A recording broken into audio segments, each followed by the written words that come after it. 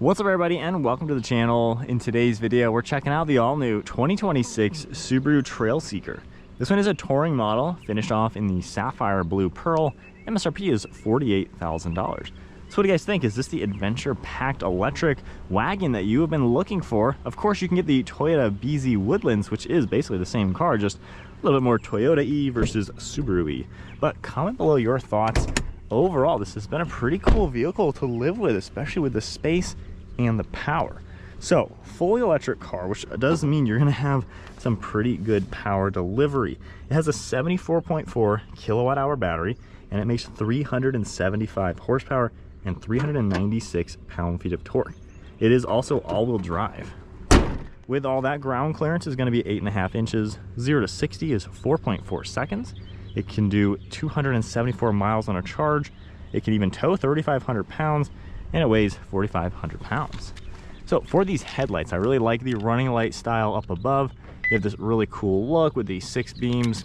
Headlight is sitting right here. We have parking sensors as well. Got this plastic cladding, which of course is very Subaru-y. You have the silver trim and openings, and then your badge, safety sensor, and forward-facing camera. So honestly, it's a really cool looking car. I think they've done a good job giving it a elegant look, but of course that Subaru style too. You're gonna see some clean lines on the hood as well as this black trim piece, and then you can see how that plastic cladding makes its way around the fenders. Nice set of 20-inch wheels with this dual tone color, charge port on the passenger side, and then we have all this plastic trim with the silver accents. Body colored handles, gloss black mirror caps, got a camera and a turn signal, and then this black chrome trim up above with all black trim throughout it. You're gonna see a panoramic sunroof, your roof rails as well, and I really like the side profile. It's just got a good design to it, not too big, not too small. I like the long rear window, and it just fits the design of kind of a wagon. So I think they've done a cool job styling it. Nice integrated spoiler, and then the taillight looks really good with that massive connecting bar. You got the plastic rear bumper, a cover for your hitch receiver, all blacked out badging, and then all of your parking sensors. So really no bad angle. I think it's a pretty sweet looking electric wagon. From here, we have our button. We can automatically pop this open for our automatic tailgate. And then as far as cargo volume, it's around 30 cubic feet of cargo volume with the seats up and pushing 74 cubic feet once you fold everything flat. You're gonna have these handles right here. You can pull, unlocks them, and it automatically pops them down. We even have plugs over here. We have extra hidden storage under that tray. And then there's hidden storage down here where we have the charger. Harman Kardon audio system as well. You can even reach the recline levers. Got a cover in here as well. Then from there, just press the button once. Very easily close all that down. Now for the interior, you're gonna get the flat folding seats. They do recline as well, so you can lock them into place or recline them a little bit. You're gonna see storage, cup holders, and armrests right in the center. 3-seater back here with heated seats, plugs, and vents, and then a nice bit of storage. I like this gray interior too with this soft touch material with perforations and smooth. You have all soft touch up above, the padded insert, and some gray trim. Now sitting here at 5'11", my only complaint, the seats do feel kind of low for my legs. Just a little bit of space right here where I wish the seat was taller to cradle my legs. Got good leg room, foot room, all that good stuff. And with the car seat, I can actually sit in this seat comfortably. Can't say the same for a lot of crossovers. So you do have very good size in here. I love the pano roof and everything. Just, I would like taller seats for my legs. However, obviously I'll be driving. But with that said, good enough back seat for the kids, for the family. And then up in front, we have more of the soft touch, the nice gray memory seating as well. All of your controls and power seats up front. You have the same materials, like all the perforations, and then a pretty unique steering wheel design. Foot on the brake now, let's turn the car on. So you have that panoramic roof, which looks quite nice. The glass doesn't open, so you just have the nice roof, which honestly I think looks really good. You got dome lights, digital rear view as well with garage door buttons.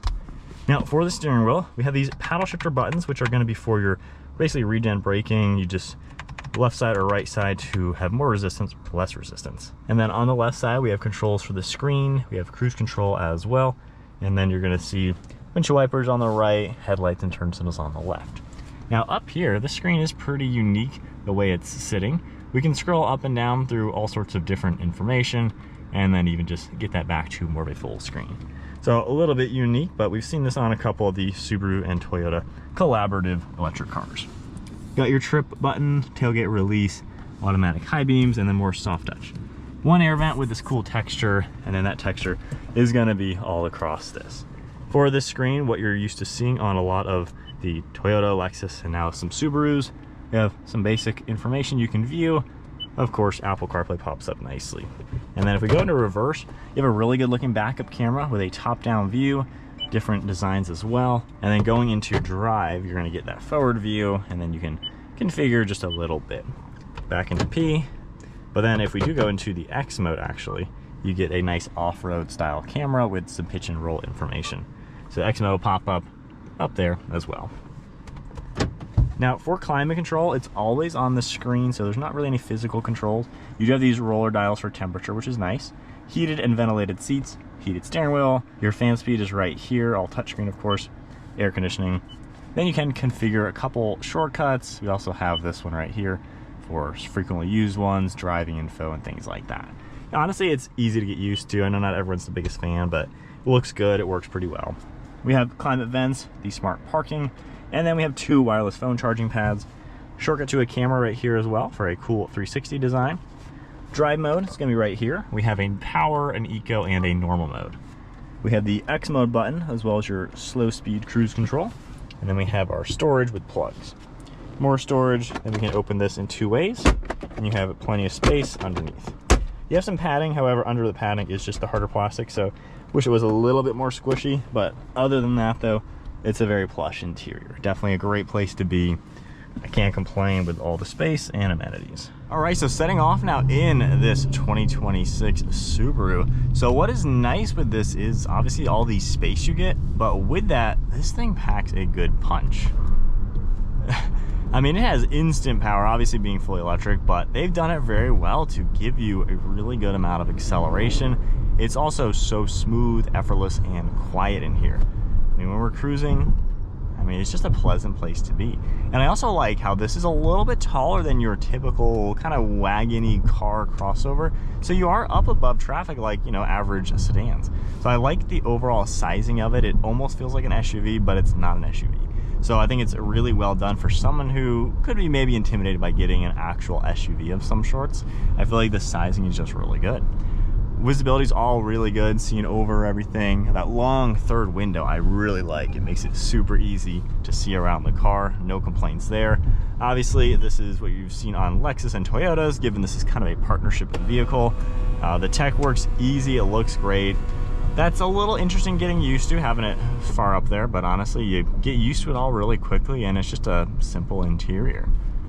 So we're in the power drive mode, which it still lets you drive it pretty comfortably in these slow speeds, but it really does give you that instant power. Steering feels pretty good too. There's enough weight to it. And then given it is so quiet while driving, you know, the build quality feels really good when you close the doors, when you hit large bumps. This one right here, I mean, it just takes it like nothing. Some cars, that feels like you're gonna break in half. So it feels like a very well done car as far as its quality. So I like how Toyota, Subaru kind of built this together with their electric cars, and I think that's been a very smart decision, not only to make really good vehicles, but also a bit more economical than just doing it from scratch. Comfortable armrest, the seats are really comfortable too. And then being this is off-road capable, you know, you can go places that you wouldn't normally take, maybe an electric car. Obviously this has these Subaru characteristics to it, and it's nice to be able to have something that does have good range and still has some good capabilities to be able to go places that your typical electric car might not go. So when you're going very slow, we can go to the X mode, snow and dirt, or of course deep snow and mud. And with that, you're gonna get the cameras, of course, pitch and roll and all that. So it's gonna be something that you can go places. Obviously this isn't anything too crazy, just hitting these bumps, but it's very easy to see where your wheels are going and just all around this car. So I like that aspect. It will disengage X mode once you are going a little bit faster, which is nice. That way it's not gonna make you feel like you're in a four-wheel drive low or anything when you shouldn't be. But cool to have that type of tech in this vehicle. And overall, just a comfortable driving electric car that has a genuine space for the family and really good acceleration and range, all for a relatively good price point for something of this caliber.